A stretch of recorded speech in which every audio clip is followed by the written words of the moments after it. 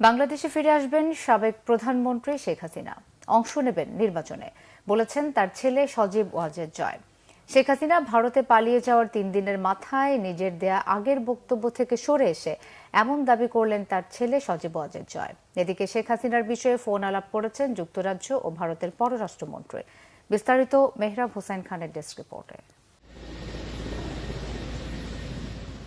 ছাত্র জনতার বিক্ষোভের মুখে গত 5 আগস্ট ভারতে পালিয়ে যান শেখ হাসিনা।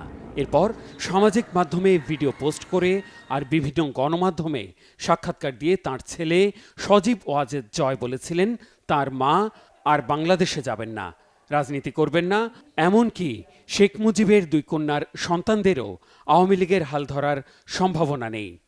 ঠিক আছে, শেখ হাসিনার পর আপনাদের কি হবে সেটা আমারও চিন্তার বিষয় না, আমার পরিবারের আর চিন্তার বিষয় না, আপনারা বুঝবেন। এরপর প্রতিদিন জয় কোনো না কোনো সংবাদ মাধ্যমে শেখ হাসিনার, নিজের, দলের আর বাংলাদেশের জনগণের ভবিষ্যৎ নিয়ে কথা বলেছেন।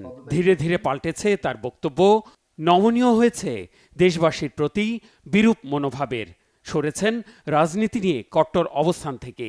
বৃহস্পতিবার ভারতের গণমাধ্যম টাইমস অব ইন্ডিয়ায় দেয়া সাক্ষাৎকারে বলেছেন, অন্তর্বর্তী সরকার নির্বাচনের প্রস্তুতি নিলে, বাংলাদেশে গণতন্ত্র প্রতিষ্ঠিত হলে দেশে যাবেন শেখ হাসিনা। দল ও কর্মীদের অস্তিত্ব রক্ষার স্বার্থে বাংলাদেশের রাজনীতিতে সক্রিয় হওয়ার বার্তাও দিয়েছেন জয়। জো বাইডেন বিদায় নিলে, ডোনাল্ড ট্রাম্প সরকারে আসলে বাংলাদেশ নিয়ে যুক্তরাষ্ট্রের নীতি পাল্টাবে। যুক্তরাষ্ট্রের ওয়াশিংটন ডিসির বাসভবন থেকে দেয়া সাক্ষাৎকারে এমনটাই দাবি করেছেন জয়।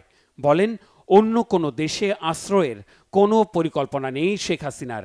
এদিকে আশ্রয়ের আবেদনের জেরে যুক্তরাজ্যের পররাষ্ট্রমন্ত্রী ডেভিড ল্যামি ফোন আলাপ করেছেন ভারতের পররাষ্ট্রমন্ত্রী এস জয়শঙ্করের সাথে। এটি নিজের সামাজিক মাধ্যমে জানিয়েছেন ভারতের পররাষ্ট্রমন্ত্রী। ভারতের পররাষ্ট্র মন্ত্রণালয়ের বৃহস্পতিবারের ব্রিফিংয়েও উঠে আসে এই বিষয়টি।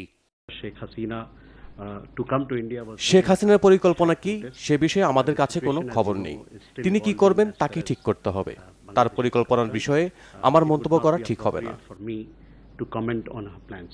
ওই সংবাদ সম্মেলনে জানানো হয়, শেখ হাসিনা এবং বাংলাদেশের উন্নয়নের বিষয়ে আলোচনা হয়েছে।